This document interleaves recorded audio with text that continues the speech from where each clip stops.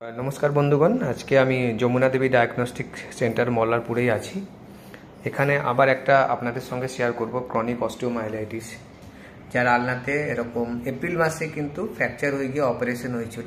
এক্সরেগুলো আপনারা এমনি দেখবেন, সেখানে দেখা যাচ্ছে যে ওর আস্তে আস্তে অস্টিওমাইলাইটিস ডেভেলপ করে এবং তারপরেতে দুবার কিন্তু অপারেশন করা হয়, কিন্তু ও কিন্তু সেভাবে রেজাল্ট পায়নি।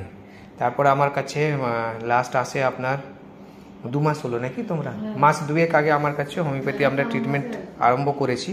তো এখন কেমন আছে ওর কাছে শুনে নেবো। বাবা বলতো, তোর হাতটা দেখি একবার, ওগুলো কেমন আছে এখন?